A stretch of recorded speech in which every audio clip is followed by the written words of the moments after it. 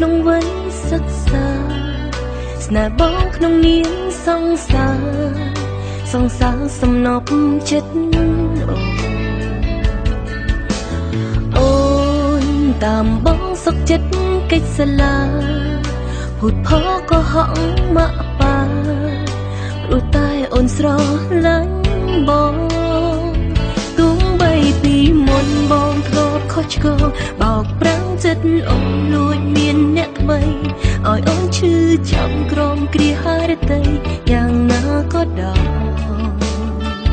ក៏កូនចិត្តមួយនៅតែនឹកគិតដល់រឿងអតីតធ្លាប់សាងរួមគ្នាព្រោះប្រពងងារគឺជាមនុស្សម្នាក់អូនស្រឡាញ់ខ្លាំងអូសង្សារចង់អូនអើយដឹងទេថាអូននឹកនៅរូបភាពចាស់ចាំដែលយើងធ្លាប់សាងរួមគ្នាអូសង្សារចង់អូនអើយចង់វិលជួបបងនៅពងងារទាំងដឹងថាពេលវេលា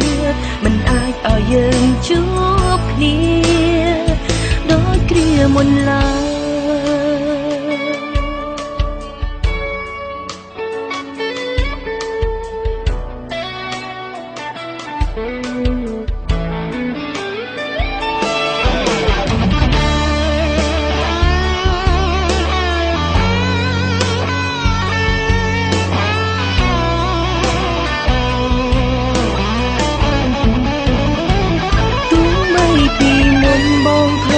ឆ្កងបោកប្រាំងចិត្តអូនលួចមានអ្នកថ្មីឲ្យអូនឈឺចាំក្រមគ្រាហារតីយ៉ាងណាក៏ដោយ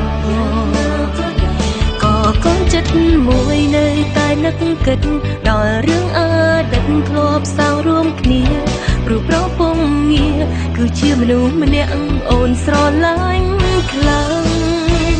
អូសង្សារចាំអូនអើយដឹងទេថាអូននឹកនៅរូបភាពចាស់ចាំដែលយើងធ្លាប់សាងរួមគ្នាអូសង្សារចាំអូ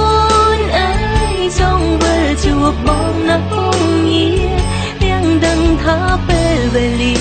មិនអាចឲ្យយើងជួបគ្នាអូសង្សារចាំអូនអើយដឹងទេថាអូននឹកនៅរូបភាពចាស់ចាំដែលយើងធ្លាប់សាងរួមគ្នា